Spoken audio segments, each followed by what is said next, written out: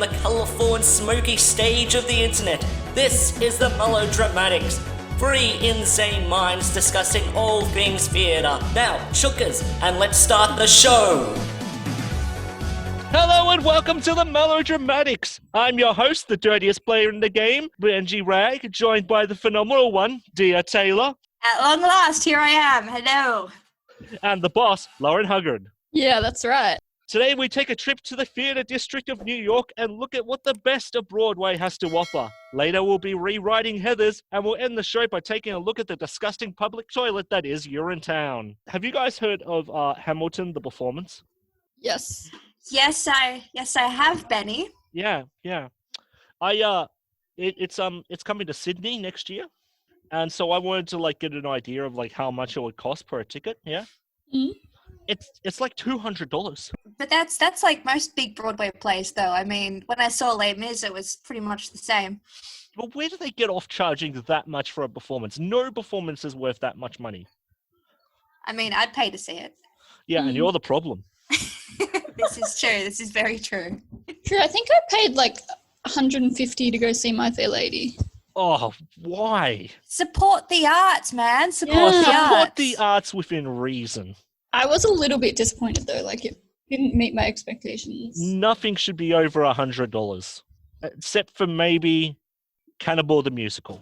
You know what? I would actually pay $200 to see Urinetown. I would definitely pay a lot of money to see that. Really? I would. I'm a bit taken. And I'm excited. I wouldn't pay that much to see it. I'm excited to talk about it. You know, every week I go through all my sources and I try to find different performances for us to watch. And this week was a tough one because I already pushed out Urinetown to you guys, but then I discovered that there's actually a performance based on Silence of the Lambs. What? Yeah, there's a full Broadway show based on Silence of the Lambs. Oh my and god. It is fucking amazing. And you're picking on Hamilton. Oh. Yeah. I've been doing nothing but watching that for the past week. Oh, it's God. actually got some of my favorite TV actors in it. Really? Like who? Well, there's the guy who played the neighbor in Married with Children. He plays Hannibal Lecter. Oh, that's good casting. Yeah. And he does this whole song where he's singing to Clarice about the Silence of the Lambs. But they have instead of having a whole stage set up for his prison cell, they just have this sort of shitty glass box that he goes in, and Clarice will walk around the stage and he will push the box behind her. Oh god. So he just follows her around in this glass box the entire time, singing. Oh, that's beautiful. So, unlike last week when we picked through the used condoms of Broadway's worst performances, this time we're going to look at the greatest. So, Lauren, what did you pick as the best of Broadway? I chose Fiddler on the Roof. Very Jewish. I like it. You're sort of having a thing because, when you did Shakespeare, you did The Merchant of Venice, and now you're doing Fiddler on the Roof. Do you secretly love Jewish plays? I just feel like Jews are unrepresented in theatre, and I need to make it right. Oh, especially in Hollywood, very unrepresented. No, I didn't even notice until you said that to me the other day, and you actually really confused me. I was like, what was the other Jewish play that I chose? And then I realized that Merchant of Venice. Why do I keep saying that? Merchant of Venice. Merchant of Venice. Yes. Oh my god. Because next week I was going to say for rewriting theatre, pick a movie that you'd like to turn into a musical. Ooh. And I'm really scared to do that now because I know, Lauren, you're going to pick Schindler's List. That would be so depressing. So, Lauren, Fiddler on the Roof. Often what I get called when I'm on a lady's roof playing with myself. Well, it opened on Broadway in 1964, long past my time, before my time. You were probably just born then, Benny. I was just a sperm in my dad's balls. Oh boy. Lovely. And the music is written by Jerry Bock with the lyrics by Sheldon Harnick. I think that's what that says. I can't read very well today. And the book by Joseph Stein, which sounds quite Jewish. I didn't actually know it was based on a book. I'll get to that. It's set in the Pale Settlement of Imperial Russia and is based on Tevye and his daughters and other stories by Shalom Aleichem that were originally written in Yiddish. So it's actually written in Yiddish, which I've never heard anyone speak Yiddish, but it's like a Jewish dialect. But anyway, the plot focuses on Tevye, who's a poor milkman, and he has 5 daughters. And so the story focuses around them and his attempts to maintain his Jewish religion and cultural traditions as the outside world and other influences kind of start placing pressure on him and his family's life.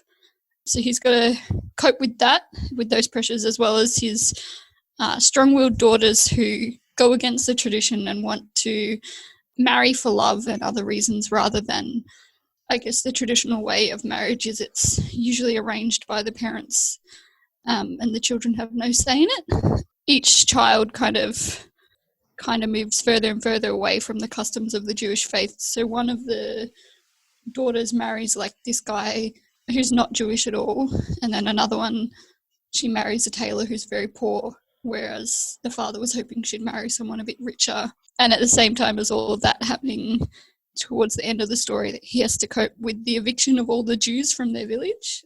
And so Fiddler on the Roof was the first musical run in history to surpass 3,000 performances and was the longest running musical for almost 10 years until I think it was Greece who overtook them in the end. Fuck Greece. Fuck it. Yes, you can if you would like to. I just want to give out about how bad Greece is. And so in the beginning, before it was kind of made, investors were worrying that Fiddler on the Roof would be too Jewish because it follows that storyline of the Jewish family and the traditions that they follow. So they were worried that it would be too Jewish to kind of attract a mainstream audience. But as we can see, the musical's been more popular, I guess. Which sounds so weird, though. It does, because I watched an performance of it on YouTube, like the first 20 minutes or half an hour, and everything I was watching, I was like, wow, that is very Jewish, like the dances and the songs and some of their dialect. Yeah, but at the same time, I wouldn't not see a show just because it's Jewish. You know, generally where the show has come from doesn't really come into my mind. Yeah, but it wasn't so much where it came from, it was the content of the show itself. The only time you should judge a performance is if it was made in the 70s, set in the 50s, and has a lot of car culture and singing in it. I actually prefer Grease 2. I thought that was the better film. I actually quite enjoyed Grease 2. Yeah. That's a great song. It is fantastic. I like that bit when the guy tries to seduce the girl by taking her down into a bunker. Well, that's how you seduce people. He should have taught Danny. He should have taught Danny that forcing himself on women isn't the way. You have to fake a nuclear apocalypse to get women. There's actually a play about that. An Australian playwright, I can't remember his name, wrote a play about this guy who's in love with his co-worker, and so he fakes a nuclear bomb attack, and he's kind of like a doomsday prepper, so he's already got a bunker, and so he drugs her and fakes that there was a nuclear bomb, and then keeps her in this bunker, and he's like, yeah, we're the only people left alive. Oh, yeah. God. The movie adaptation of that was 10 Cloverfield Lane. Which is a fantastic film, thank you. So it's won 9 Tony Awards, including Best Musical. It has had 5 Broadway revivals and a film adaptation, multiple school and community theatre productions that continue today. The writers and choreographer and director Jeremy Robbins, they considered naming the musical Tevye. However, they settled on Fiddler on the Roof. Because one of them was having a jerk. No, it's inspired by a series of paintings by Mark Chagall, which he's an artist and he does some cool impressionist paintings. And so when you look at the original set, that's also inspired by those paintings. a lot of kind of line work, I guess you'd describe it as. Go and check it out yourself. I will. Yeah. And as well as, I guess, despite it being successful with all the Tonys and stuff that it won, there were a bit of issues during rehearsals. Jewish actor Zero Mostel feuded with Robbins because apparently Robbins had testified to the House of Un-American Activities Committee. He hid his Jewish heritage from the public, so that kind of cheesed them off about that. And apparently he also had run-ins with different cast members and reportedly abused them. I don't know in what way, whether that's physical or verbal or whatever, but he did that and drove the designers crazy. So, you know, lots of chaos, but Drama Yeah. in drama. it worked out. Yeah, who knew? Mm. Okay, to front load the performance I watched, I'm going to read my first note. Everyone looks like a 70s porn star. So I'm doing Calcutta, and it's different. It's actually more of a variety show than a performance. It actually gets its name from the French phrase "Oh, quel catas," which means "what an arse you have."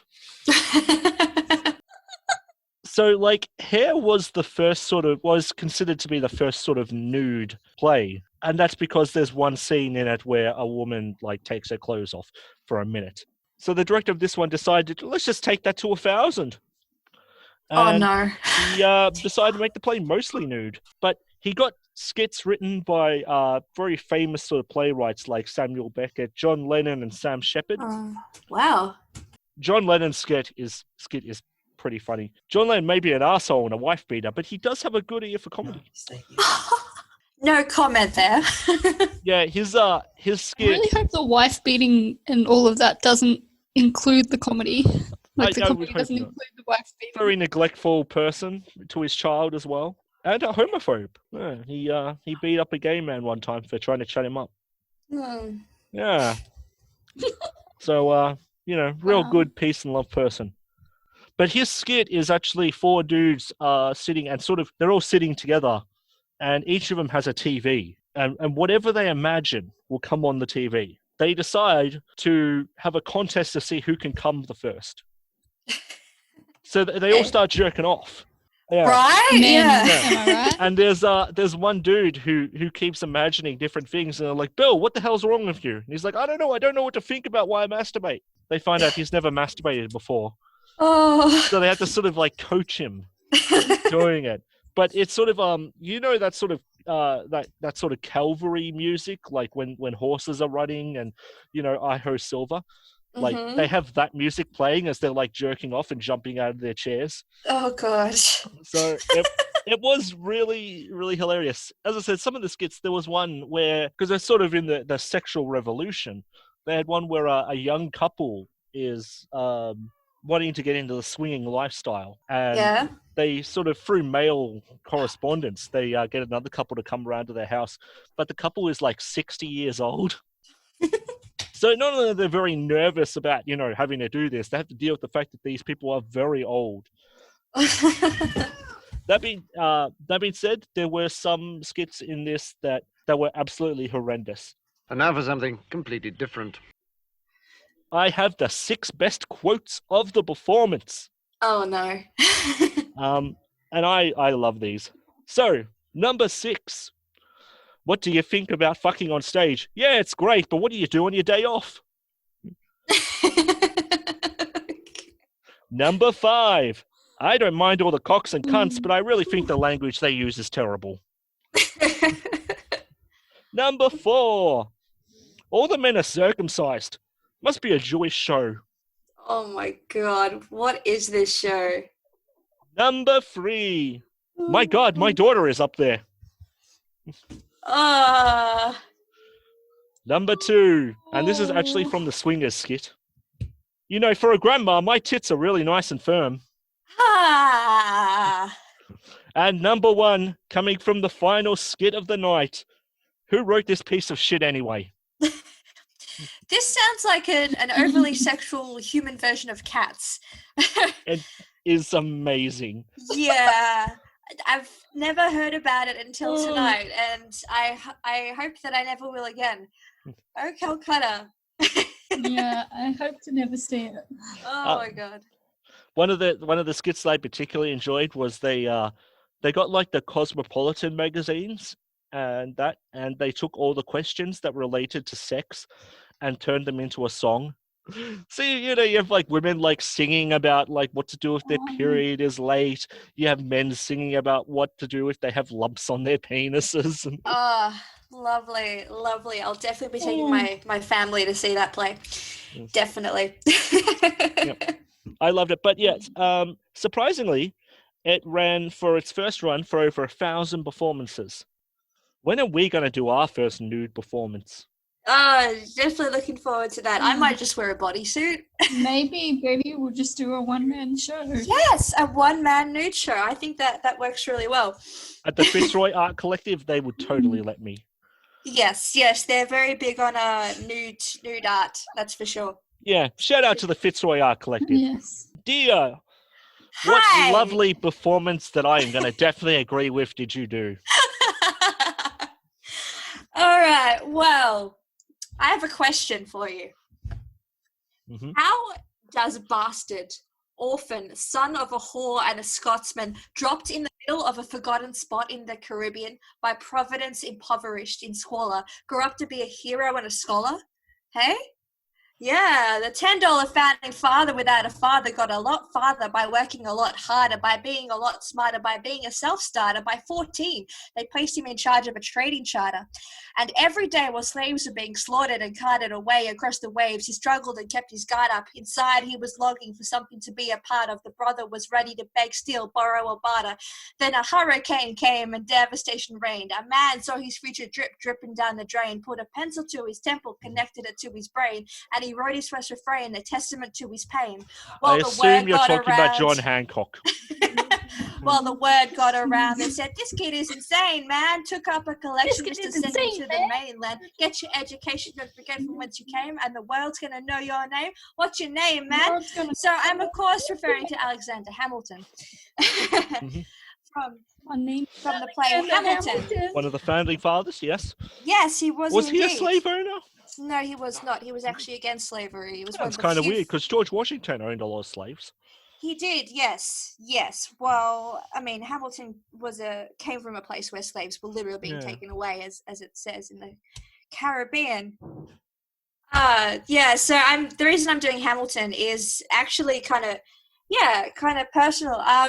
About 3 years ago, I was actually lucky enough to go to New York, and my friend who went with me left me alone for about a 4 nights or so, and I was like, oh, what do I do?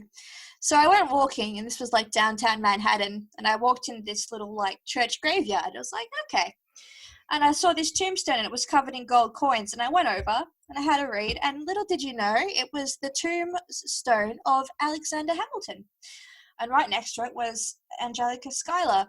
So ever since then, I've been very interested in Hamilton.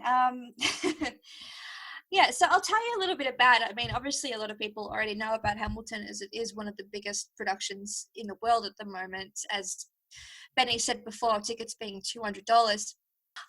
So Hamilton was first premiered in January 2015 at the Public Theatre in New York City. Before that, there were a production in 2013 at Vassar College.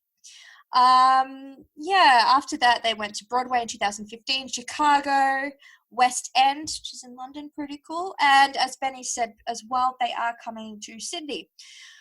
Hopefully. Though I don't understand why, considering Melbourne is more of the theatre capital than Sydney, but what do you know? So it was, of course, written, music, lyrics, and the book by Lin-Manuel Miranda. This is sort of where he sort of came to fame. And then later on went on to work on such films as Moana as the lyricist. That's the one. So I guess talking about Hamilton itself, one of the reasons why I do love this this production is its diversity. It's one of the few historical plays that doesn't stick to the historical facts as such. I mean, my personal favorite Broadway production is Les Miserables. I mean, I love it for a different reason, of course, but Les Miserables does heavily stick to the whole ideas. It's the music is of its time, whereas Hamilton is based in the 1780s, I think. My American history isn't the best. And the music is all very, R&B, hip-hop, yada, yada, yada, taking inspiration from, like, Biggie Smalls and all that. So, like, for example, the 10 Jewel Commandments is inspired by the 10 Wheat Commandments or something, the 10 Pot Commandments. I've always thought that, like, George Washington would be the Tupac of our time. I suppose, except he kind of went away of his own accord, like he stepped down as president, whereas Alexander Hamilton was killed in a duel. So unlike Biggie Smalls. Yeah. So Biggie Smalls was killed in a car. Yeah. Oh yeah, that works. So I just think with the cast is a lot of them are African Americans, Asian Americans, all different races and ethnicities, and they all come together. And I think Lin-Manuel Miranda, being Puerto Rican himself, I mean, Puerto Rico is part of America, which a lot of Americans don't actually realize. It sort of puts across his vision that America, is a land of immigration. It's all these people coming together, which essentially it is, I mean, the same with this country. We are multicultural, and we don't stand tell for that to Queensland. Well, as a Queenslander myself originally, yeah, don't talk to Queenslanders. But no, like, yeah, the whole idea of the play is obviously to tell Alexander Hamilton's story, who was believed to be a polyamorous bisexual, very free thinking for his time, very smart, of course. Just bringing America together through all these different races and creeds, especially at the moment where, not to get my political beliefs in check, but certain groups of people are trying to tear the multiculturalism apart. So Hamilton, in a sense, does sort of bring all these communities together to showcase that this is America. We are all one and the same. And that is honestly what I love about Hamilton and why I chose to talk about it today.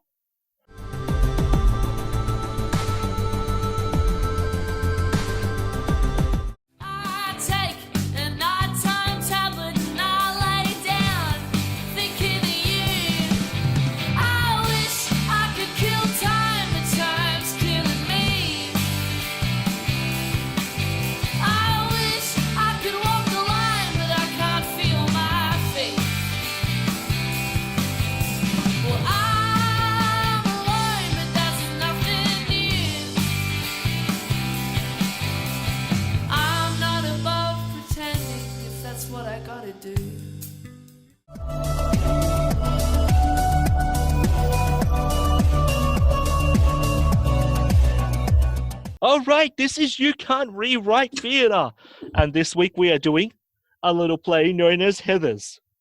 Well, I'll go first. So now I feel that the 80s is very far in the past, and we know my opinion. We can't learn anything from the past. So this one happens in a dystopian future, okay? The Heathers are a street gang. Heather Chandler is the leader. Heather Duke is the enforcer. Heather McNamara is the main cook and is the main cook of the drug. That's how they make their money. They sell drugs. Kurt and Ram are drugged out soldiers for the gang, and Veronica is a hacker working for the group. So essentially she hacks into like law enforcement agencies so that they never get caught. And what happens is one day Ram and Kurt are bashing a young child in the street. Veronica sees it, and then out of nowhere, JD jumps in, pulls out a gun, beats the shit out of both of them, and says that if they ever do that again, he'll kill them. So later on at that night, she goes to the candy shop, which is a bar, and basically you go up to the counter and you ask what your damage is, and they'll give you the type of drug. The most popular drug is the drug called Fuck Me with a Chainsaw. They're celebrating a big win over the other gang, the other big gang. So now they own the city. They take the members in, they slaughter the other members in front of them in a big bonfire. And then Veronica learns that Heather Chandler is actually prostituting some of the younger members to make more money for the gang. She's angry and she wants out. So Chandler tells her that if she leaves the gang, she'll kill her. So the next day, JD and Veronica go to Chandler, basically to beg for their lives because, it's stay in the gang or death. But then JD puts drain cleaner in her drink, and as she's shooting alcohol to, help fix her hangover, she dies. They don't know what to do, but then Veronica figures out that if she can hack into the video cameras, she can change it and make it look as though Heather drank the thing herself and committed suicide. With Chandler dead, a civil war breaks out in the gang. The other two Heathers are both fighting for control. Veronica then learns that the two jocks, Kurt and Ram, have taken over the prostitution ring and are now collecting the money as well as sex from the people forced into prostitution. Making things even worse, her best friend Martha is now addicted to drugs and a prostitute. So JD and Veronica kill both jocks, hopefully setting free the prostitutes. A big battle ensues.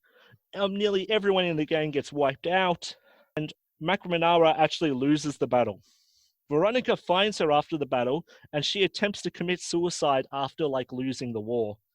Veronica stops her and says maybe she should just leave the town and start a life somewhere else. McNamara sort of ponders this, and then tells her that she saw JD she saw someone in a jacket setting up a bomb underneath the the candy shop. She then confesses that people like her don't deserve good lives and commits suicide. Did I mention this is a very dark version of Heathers? Wow. Yeah. I mean, Heathers is pretty dark already. JD calls Veronica and tells her that he's sick and tired of the city and the gang, and that it's a cesspool and it needs to be cleansed. So not only will the bomb take out the entire candy shop, it will take out the entire city. Innocent civilians will die. Veronica goes to the candy shop where Heather Duke has just anointed herself leader of the gang and is going to make Martha one of the enforcers. Veronica confronts JD down in the basement about the bomb, where she learns a horrible truth that her and JD are the same person. She created JD because of the guilt that she felt, and she couldn't do anything to all the crime that was happening because of the gang. She created JD as a vengeful spirit to kill those people. So, knowing this, she shoots herself in the chest, killing JD and freeing herself from the delusion of him.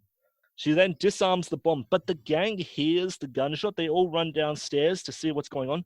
And with her final breath, Veronica shoots Heather Duke in the head. Oof. And ends the whole gang. Also frees her friend. Yeah. It's a dark comedy. Hey.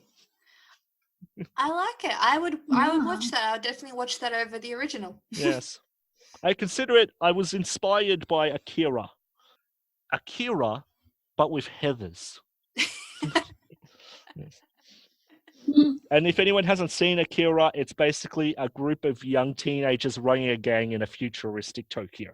So, Lauren, I understand that you also did a version that's as dark as mine. It's not quite as dark, I don't think. Yeah. So it's set in Italy, in Rome, and it's the modern day. We have Veronica, who's an aspiring gelato artist, and she works at Heather's Gelateria, which is the most popular gelateria in all of Italy.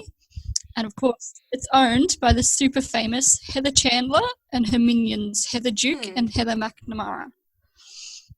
And we have Jason, JD Dean, And he's the new guy in town. He's a leather-clad American bikie with a sleeve of tattoos and an attitude to match. Now, he's looking to earn a few euros, so JD pulls out a gun. He pulls a gun on the Heathers workers, Kurt Kelly, demanding money from the till. And Kurt's co-worker and secret admirer, Ram, comes to his rescue, body slamming JD and begins beating him to a pulp. But Kurt drags Ram off of JD, telling him he's not worth it. And then JD reveals that the gun actually had blanks and there were no bullets in there, and laughs it off. And Veronica, for whatever reason, finds herself attracted to this mysterious stranger. Yeah. Nothing gets me wetter than violence. So that weekend... gross. That weekend, one of the Heathers convinces Veronica to go on a double date with her, Kurt, and Ram. It turns out that Heather Chandler is precious about her man candy slaves, and she vows to destroy Veronica from there on, starting with firing her from Heather's gelateria for breaching a no dating colleagues policy that Veronica conveniently was unaware of. Upset at losing her job, Veronica is intent on getting revenge on her unfair dismissal, so she calls the mysterious JD, because who else would she call? Now, JD agrees to meet with her and reveals that he has been hired by the rival gelateria Westberg Gelato to destroy Heathers. It would be great if he killed like Heather Chandler by just like stuffing ice cream down her throat. Ooh. So Veronica teams up with JD to destroy the business and reputation of the Heathers. So the first step of destruction involves taking down Queen Bee Heather Chandler. So Veronica and JD break into her apartment, and JD jokingly puts drain cleaner in her coffee mug with the intention of poisoning Chandler, but he forgets to mention that to Veronica. Now, Veronica mixes orange juice and milk together as a gross attempt to make her sick, but she gets the mugs mixed up. And then Chandler enters her kitchen to find Veronica in there. Of course, Veronica makes up an excuse of why she was in there, and then gives a sob story apologising to Chandler for her behaviour and begging for her job back, and then offers Heather the mug with the drain cleaner in it. She takes it and loves the attention, almost wetting herself with excitement of the thought that Veronica's grovelling just to get this job back. So she drinks the drain cleaner and dies. And Veronica panics, but luckily JD was watching the whole scene from the bushes and comes in and urges her to forge a fake suicide note in Chandler's writing. Of course, because she was so well-known and famous, everyone hears about her death and says it's so tragic, and she becomes more worshipped. They like scoop out ice cream and like put a little candle in it and then put it on her grave. And so Heather Duke steps into the role that Chandler had at the gelateria. And then the next day, Kurt and Ram spread a false rumour about Veronica performing oral sex on them and claiming that was why she was fired in the first place and not for this no dating policy. Of course, her reputation gets ruined and she's quite upset. So JD suggests that Veronica lures them to promise to actually make that rumour true, and then he'll shoot them with non-fatal bullets. Turns out bullets are actually real. So JD enacts step 2 of his plan of destruction: destroy the man candy slaves. You know, like the ice bullet theory, that you could make a bullet of ice and it'll melt? He should use ice cream bullets. Oh, God. I think they're a bit soft. Icy pole bullets. Oh, God. So after luring them into the woods, JD shoots them both and plants material, basically saying that the guys were gay and they committed suicide because the ice cream world is homophobic. The only rainbows we want here are in the ice cream. So Kurt and Ram are made martyrs against homophobia. Veronica begins to realise what a psycho JD is, but seems like she's turned on and doesn't really care about that. Continues on with her plan to destroy the Heathers with JD's help. Now, Heather McNamara attempts to take her life, but she's saved by Veronica, and step 3 of JD's plan is implemented. Befriend the Heathers so the betrayal will hurt even more. So finally, JD enacts the final step of his plan. Blackmail the dumb one, that's Heather McNamara, into getting Heather's gelateria staff to sign a petition that's intended to act as a mass suicide note. JD and Veronica plan to blow up the gelateria during Carnivale, so they meet in the boiler room and plant a bomb, set the timer, and then they walk off into the sunset with an explosion at their backs. And then the next day, they're seen boarding a plane, lots of money, hand in hand, and Veronica appears to have a ring on her finger. I love how in both versions of us, like in the original version, you know, she saves the school and everyone like learns a lesson. In both of us, nah, fuck it, they all die. Isn't Carnivale a Brazilian thing, not Italian? Carnivale is an Italian thing, but it might also be Brisbane. Okay. Brazilian. Oh, there you go. Plus, There you I'm go. noticing a theme here. Yeah. My stories seem to be like dystopian sci-fi epics, and yours seem to happen Mine in seems to be Europe. Italian. Italian and Jewish. God, you would have hated the 1940s. Oh, great. So, dear, does your one contain drugs or ice cream? You know what? No, it does not. I kind of went a different way altogether. Because, you know, obviously I'm the film one here. I'm not very theatrical.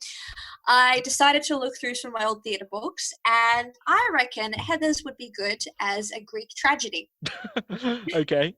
similar to the Theban plays. So, pretty much, Veronica is this maid in this sort of maid in royal like castle things, and she follows these 3 queens, the Heathers. Now she wants to go back to her village, of course, but obviously they won't let her because, you know, she helps them with everything. So she prays to the gods, and she's greeted by one of them, JD. He goes by, and he says he's going to help her. Anyway, just so you know, I've only seen Heathers like twice, so bear with me. So these 2 heroes come to the castle, and they see this boy, JD, because he's turned himself into a human, and they pick on him. Obviously, Veronica doesn't know that JD's the god just yet. She thinks her prayers have gone unanswered. And she starts talking to this boy who she believes has been hired in the castle. And the 2 heroes sort of like challenge him to a duel. And he's like, okay, I got this. So late one night they go out, and JD murders the 2 heroes quite swiftly. And it's then Veronica realizes that this young boy is actually Ares, the god of war. I thought she realizes this young boy is actually a sexy man. Picada las dos. So she goes up to him and she says, listen, these 3 queens are cruel. They won't let me leave. They're terrorizing Greece. I need to escape. And he's like, okay, well, because I'm a god, I like toying with people. So what we're going to do is we're going to kill them, but do it in a way that doesn't look bad on you, or else you will be executed. So he instructs ways for her to kill them that'll look like they committed suicide. The first one drinks some poisoned wine, of course. I forget how the other one dies. Well, in the film and in the play, the other 2 Heathers don't die. Okay. So the second Heather falls out of a window. Anyway, so then Just a common theme. Just fuck you, Manara. She totally was. And so then Ares speaks to his father Zeus, and Zeus is like, I am displeased with this castle. They have stopped worshipping me. I know you planned only to kill the Heathers, the Heather Queens, but can you kill all of them? And obviously at this stage, the chorus are, singing, and they sing all the suicide notes, of course. So Ares is like, you know what? Okay, I need your help, Zeus. And Zeus is like, yeah, sure. So anyway, at this stage, Ares is sort of fallen in love with Veronica. And he's like, hey, Veronica, I'm going to take you to your village, but then you're coming with me to Mount Olympus. And she's like, oh, shit, okay. And then as she's going up to Mount Olympus, she sees that Zeus rains down hellfire on the castle and the town. And that she lives happily ever after with JD, who then, rapes her and then has a baby with her, who's a demigod, and sends her to Hades. And yeah. So that's my Greek tragedy, Heathers. All three of these plays have been very uplifting. Yeah. Greek tragedy. Like, what am I going to do? Yeah. Some white. That's a message, guys. If we ever wrote Heathers, everyone would die. It's time for Benji's Weird Theater. Okay, guys, it's Benji's Weird Theater, and this time we're looking at Urinetown. Urinetown, you're in Urinetown. In a response to a water shortage, private toilets have been banned. Pay-to-pee public ones are owned by the Urine Good Company, and violators are sent to Urinetown, a mythical penal colony from which they never return, but the spirit of pee-for-free rebellion is afoot. So, the director of this, director and writer, actually, we have a little bit in common. He wrote this performance when he was in England, a very poor person, and had to use a public toilet, and they told him he had to pay 50p for it. That's actually a thing that they do in Amsterdam during King's Day. Yeah. Yeah. Fuck that. And basically any public toilet in Europe. Yeah. When I was China, in England, I was busting to go to the toilet, and the guy told me I had to pay 50p. I didn't have any money on me. I'm like, well, fine, man. I'll fucking shit on your shoes. What? I've never had to pay for a toilet in England. Are you sure? Like he was with it? Yeah. And I legitimately this standoff between the two of us, because I think that he thought I was bluffing. So I started to undo my belt. And legitimately walked up, so I'm going to take a shit here. And he actually did let me in. Oh, good. Good. Is that what you would do if you were in Urinetown? So this was it was nominated for 10 Tony Awards and actually won 3. Wow. Yeah. Also, little fun fact that only I care about: the police officer in it was the first Doctor in Star Trek Voyager who died in the first episode, and he was also the bad guy's lawyer in RoboCop. Huh. Ooh. He's got a casting there. He's been typecast. Yeah. It's been performed in Australia, Brazil, and the UK as well. So what did we think of it, guys? Urinetown. I kind of liked it and hated it. I thought it was a mix between Les Mis, Guys and Dolls, and 1984. I thought this is like the American version of Les Mis. Yeah, kinda. Yeah, I see. If we replace poverty with the right to pee. It's I was just a bit confused as to what the moral of the story was exactly. I came up with corporations are a necessary evil. That's the only sort of message I got out of it. Yeah. Well, I think they said at the end where they said these sort of environmental issues are very complex and there's no simple answer to any of them. Yeah. I mean, the whole thing. Look down down. at the puddle of the pee. It was just sort of the good guys have the moral high ground, but in the end, we kind of needed to, act it out and all that. One thing that did annoy me was the clever language for the sake of it. Now, I know this happens in a lot You're in good company. Yeah. Not just that, so-and-so's and who's and calls it. It's come on, guys. I understand that's very theatrical, but it just shits me to tears. I thought it was very theatrical, though. Yeah. How the narrator was, a character, but then he was like, every moment he got, it was like, oh, remember it's Urinetown the musical, like reminding you were watching a musical. Very Fucking meta. hated that. Yeah. Yeah, I thought it was breaking the way fourth too meta wall. for its own good. it was severely meta. Like, guys, okay, Yeah. we get it. Fuck. Yeah, like one or two jokes would have been fine, but they just kept hammering that nail, didn't they? Yeah. yeah. Oh, That being said, I did how about like the main girl. young Sally? Yeah, Hope. Hope. Yeah. Hope. He was, It- yeah. I did find it. I'm undecided. Yeah, I found it clever how like she came around at the end and sort of joined the cause. It was Um, kind of predictable though. Yeah. I Yeah, think it would have been better if it wasn't a romance that made her come to the cause, Yeah, but very, if she came there out of her own like sense of rebellion. very guys and dolls.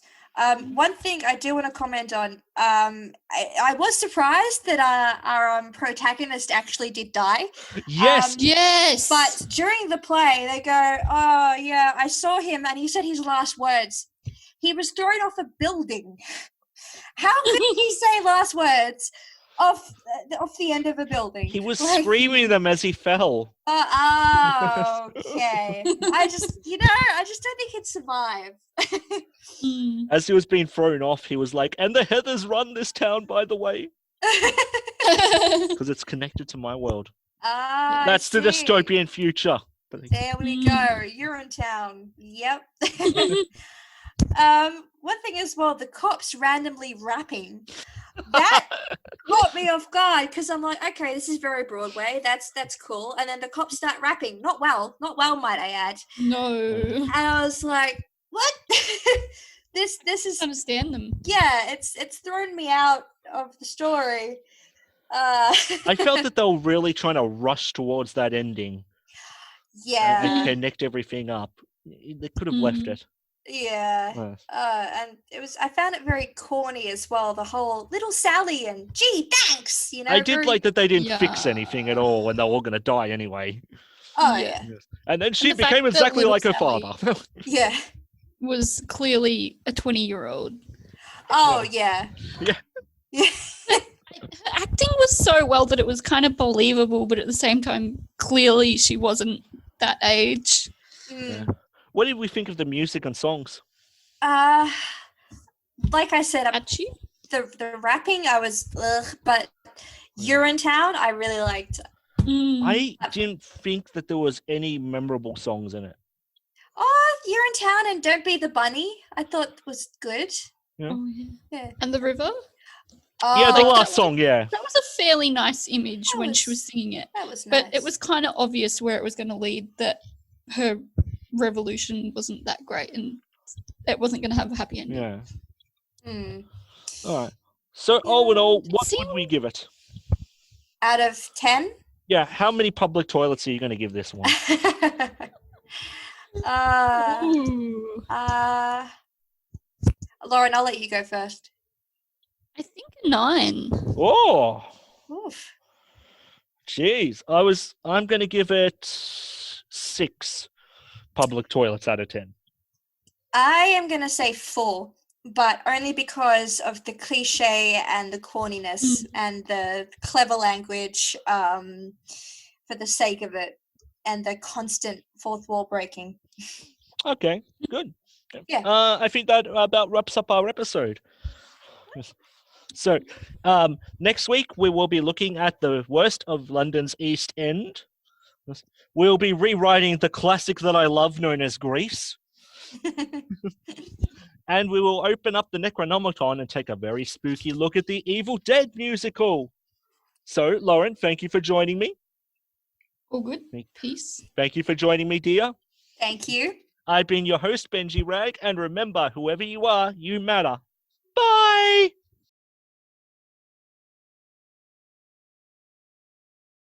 In the name of God, Penny, what difference could it make? What difference? Times are hard, a cash is tight, you got no right, I've heard it all before. Justice once too much, cause once they want, the woman wants once more. I run the only toilet in this part of town, you see. So if you gotta go, you got to go through me.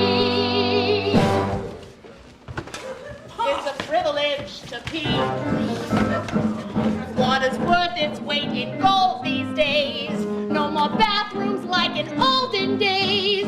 You come here and pay a fee for the privilege to be.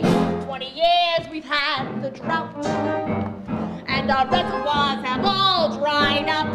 I take my bath now in a coffee cup. I boil what's left of it for tea, and it's a privilege to be. The politicians in their wisdom saw that there should be a law. The politicians taxed the toilet and made illegal public urination and defecation. So come and give your coins to me. Write your name here in the record book. The authorities will want to look if you've been comfortable with me. If you paid the proper fee for the privilege to pee. I said no fucks, Bobby. You're a sweet-looking boy, and I like to keep you around, but this man ain't coming in without paying. Not this time! I can't wait much longer, Bobby. There's no telling what I might do. You think you got some kind of rights? Kind of rights, kind of rights. You think you're coming here and go for free? Go free. The only thing you get is no for free. Sorry. I'm a business gal. Business gal, you see. And it's a privilege to be. The good Lord made us so we piss each day until we piss away. The good Lord made sure that what goes in bed must soon come out again. So you're no different then.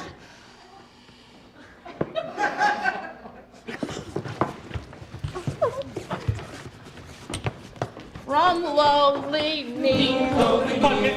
That's enough, Bobby. And I think I'll charge you twice. No need to jeopardize your position. Or better yet, have you arrested. I'm through with all this, you You see. prefer the law gets Rape tested. 3 times a And day. you're in town, you'll see. Crazy with the night rape half the time. It's no way to live, I tells ya. It's no way to live. For the privilege to pee. Whoa, whoa, whoa.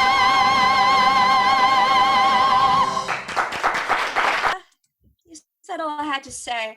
You know, when he was 10, his father split full of it, debt-ridden. 2 years later, see Alex and his mother bedridden, half dead. You know I'm going to have to cut these songs. And Alex got better, but his mother went quick. Yes, that's all I have to say.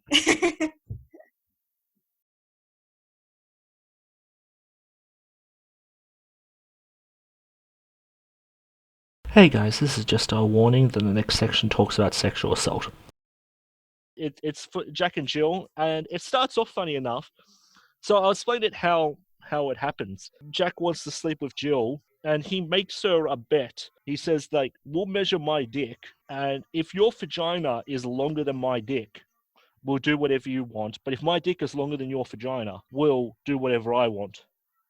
So they measure his dick, and he's got 6 inches. And then they measure Jill's vagina tubes. Hers is 8 inches. Oh. So, yeah. So she wins. And then he rapes her. Ah. Okay. Yeah. And I don't mean joke. like drags her off stage or anything. You see it all. Oh my god. And yeah, I actually tried to track down the writer of that skit just to know what he was thinking. There was another one here. So it was written by a man named Sheeman, and it is a woman goes to her friend's house, and her friend chains her up because he wants to rape her. Huh. And then she proceeds to tell him that she's not a virgin because she's been assaulted before. Oh god. And not only is he sad, but he's kind of turned on. Ugh. And that's kind of the joke. How is that a joke? I don't know, but I found the actual writer of the skit, and I found something he said on it in 2010, which was the lesson of all Calcutta is not nudity. It was the attitude towards women as objects, detaching romance from sexuality. I would never write a sketch like that today. I would never think that a subject which dealt with rape could even be a funny one. So at least he sort of Realize that society changes and that yeah.